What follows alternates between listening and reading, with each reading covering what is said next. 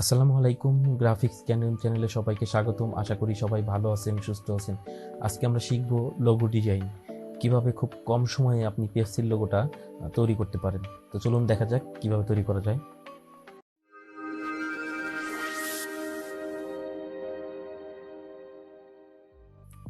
তো এই জন্য স্যাম্পল আকারের জন্য আমি একটা পেপসির লোগো নিয়েছি, এখানে আপনারা দেখতে পাচ্ছেন। এই লোগোটা অনুযায়ী আমরা দেখে দেখে কালারটা সব কিছু সেম পদ্ধতিতে সেম আকারে একটা আমরা এই পেপসির লোগোটা তৈরি করব। তো এই জন্য আমাদের যেটা প্রথমে করতে হবে, আমাদের একটা কি নিতে হবে, আমাদের একটা রেক্টেঙ্গেল টুল নিতে হবে। আমরা এখান থেকে রেক্টেঙ্গেল টুল নিলাম, এখান থেকে আমরা ড্র করলাম রেক্টেঙ্গেল টুলটা। ড্র করার পরে এটাকে হোয়াইট কালার করে দিব। আমরা নিচেরটাকে হোয়াইট কালার করে দিব, ফিল কালারটাকে এখান থেকে আমরা ডাবল ক্লিক করে হোয়াইট কালার করে দিলাম। হোয়াইট কালার করে দেওয়ার পরে এটার স্টকটা কি থাকবে, নান থাকবে, বন্ধ থাকবে। ঠিক আছে। তো এখন এটার উপরে আবার দুইটা কালার আছে, এখানে একটা কি লাল আছে আর একটা ই কালার আছে, সাইম কালার আছে। তো এখন হচ্ছে যে আমাদের এইটাকে আমরা কি করবো, একটা কপি করব। কপি করার জন্য আমরা কিবোর্ড থেকে Ctrl+C Ctrl+F দেওয়ার পরে এটাকে অল্টার শিফট ধরে একটু ছোট করে দিব। ছোট করে দিলাম, এটাকে একটু এদিকে করে দেই, এটাকে একটু এদিকে করে দিই। দেওয়ার পরে এটাকে আমরা কি করব, কালার দিব। কালার দেওয়ার জন্য আমরা এখান থেকে আইড্রপার টুল নেব। টুল নেওয়ার পরে এই রেটে ক্লিক করব, আমাদের রেট হয়ে যাবে। তো দেন এটাকে আমরা আরেকটা কপি করব, Ctrl+C Ctrl+F দেওয়ার পরে এটাকে এখান থেকে ধরে এরকম মিডলে দিয়ে দিব। দিয়ে দেওয়ার পরে সেম আবার আইড্রপার টুলে যাব, যাওয়ার পরে এখান থেকে কালারটা এটা কালার হয়ে গেছে। তো এখন আমাদের নিচের কাজ শেষ। এখন আমরা উপরের এই ইলিপসটা নিব, বৃত্তটা নিব। বৃত্তটা নেওয়ার জন্য এই রেক্টেঙ্গেল টুলের এখানে 3 নাম্বার ইলিপস টুল আছে, ইলিপস টুল এখান থেকে নিব। নেওয়ার পরে আমরা শিপ ধরে করব। দেখেন শিপ ধরলে একই রুট হচ্ছে, আর আমি যদি শিপ ছেড়ে দিই তাহলে এরকম আঁকানো বাঁকানো হতে পারে। এই জন্য আমাদের কী করতে হবে, এখান থেকে শিপ ধরে ড্র্যাগ করবো। ঠিক আছে। করার পরে এখন এটাকে আমরা মিডলে দিব। মিডল দেওয়ার পরে এটাকে আমরা হোয়াইট কালার করে দিব। ঠিক আছে, হোয়াইট কালার করে দিব।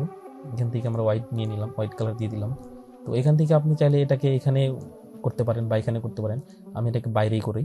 তো করার পরে এখানে এই বৃত্তটাকে সেম পদ্ধতিতে এখানে রেক্টেঙ্গেলটাকে যেভাবে কপি করেছিলাম সেম পদ্ধতিতে এইখানে আমরা ইলিপসটাকেও কপি করব। কপি করার জন্য Ctrl+C Ctrl+F এফতে ফন্ট, এইখান থেকে আপনি শিফট অল্টার ধরে এটাকে একটু ছোট করে দেন। ছোট করে দেওয়ার পরে এটাকে আইয়ের উপর টুল নিয়ে এটাকে আমরা লাল করে দিলাম। লাল করার পরে এখন দেখতে পাচ্ছেন যে এখান থেকে আমাদের একটা কি বাঁকানো ঢেউয়ের মতো আছে, যেটাকে আমরা ফ্ল্যাগ বলি, বা একটা ইয়ের মতো আছে আর কি। এখানে এটা হচ্ছে মাঝখানে সাদা কালার থাকবে, উপরে লাল কালার থাকবে, আর নিচে থাকবে কি কালার, নীল কালার। তো নীল কালারের জন্য আমাদের এখান থেকে একটা আমরা নিয়ে নিই, এটা এখানে আমরা ড্র করি। এরকম একটা আমরা এটাকে আমরা হোয়াইট কালার দিই, এটাকে হোয়াইট কালার দিলাম। তো এখন এটাকে আমাদের কি করতে হবে, এরকম একটু মানে বাঁকানো করতে হবে। বাঁকানো করার জন্য আমরা এখান থেকে ইফেক্টে যাব, ইফেক্ট থেকে ওয়ার্প থেকে ফ্লাকের এখান থেকে আপনি এখান থেকে কাজ করবেন। অবশ্যই দেখবেন এখানে প্রিভিউটা টিক মার্ক দেওয়া আছে কিনা, প্রিভিউটা টিক মার্ক দিয়ে নেবেন। দেওয়ার পরে দেখেন এখানে হয়ে গেছে। তো এইটাকে আমরা একটু কমাই দিই, আর একটু কমাই দিই, আর একটু কমাই দিই। হ্যাঁ, এখন হচ্ছে। এখন এই বৃত্তটাকে আমরা এখানে নিয়ে আসি। নিয়ে আসার পরে না নিয়ে আসলেও হবে, আপনি হচ্ছে এই বৃত্তটাকে এইখানে রাখেন। ঠিক আছে। এখন হচ্ছে এইগুলাকে সবগুলাকে সিলেক্ট করেন, এখান থেকে মিডল অ্যালাইন করবেন, মিডল অ্যালাইন আছে। এখন আমাদের এখান থেকে ডিভাইড করতে হবে, এটাকে আলাদা করব, তাহলে আমরা কালার দিতে পারবো। তো এই জন্য আমাদের যেটা করতে হবে, আমরা যদি এই শেপটাকে আমি কি দিছি, একটা ইফেক্ট দিছি। হ্যাঁ, এখন এই শেপটাকে আমরা কি করব, এটাকে আমরা আবার শেপে পরিণত করব। এখন এটা ইফেক্ট দেওয়ার পরে কিন্তু এটা শেপ নাই, এখন এটা ইফেক্ট হয়ে গেছে। আমরা যদি কোনো কাজ করতে চাই তাহলে হবে না, তাহলে আমাদের এটাকে প্রথমে শেপে পরিণত করতে হবে। শেপে পরিণত করার জন্য আমরা অবজেক্টে যাব, অবজেক্ট থেকে এক্সপান্স অ্যাপিয়ারেন্স এটা করব।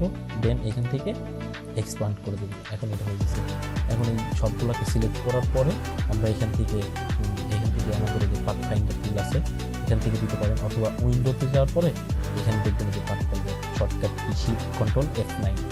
তো এখান থেকে আমরা এটাকে ডিভাইড করে দিব। ডিভাইড করার পরে এটার উপরে রাইট বাটন ক্লিক করে আনগ্রুপ করে দেব। আনগ্রুপ করে দেওয়ার পরে আমাদের দেখেন এইখানে একটু যেগুলো অনাকাঙ্ক্ষিত, যেগুলো বাইরের অবজেক্টগুলো আছে, এগুলোকে আমরা কি করব, ডিলিট করে দিব। ঠিক আছে, ডিলিট করে দিব। এখন আমরা নিচের এই কালারটাকে এখান থেকে এই কালারটা দিয়ে দিব, দেন হয়ে গেছে। এখন আমরা এইখানে কি করব, পেপসি লিখব। পেপসি এখানে পেপসি লিখি, যে জন্য আমরা টেক্সট টুল ব্যবহার করলাম। পেপসি লিখলাম PEPSI। এটাকে আমরা দিই, ফন্ট সাইজটাকে একটু বড় করে দিই, এটাকে বোল্ড করে দিই। এখন এই কালারটা এখান থেকে কালার দিয়ে দিই।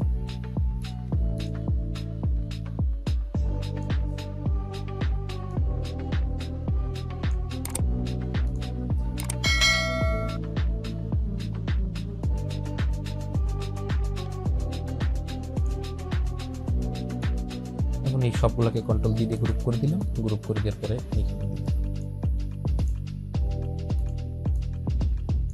কন্ট্রোল জিতে গ্রুপ এখানে নিয়ে আসি, হয়ে গেল আমার পেপসি লোগো।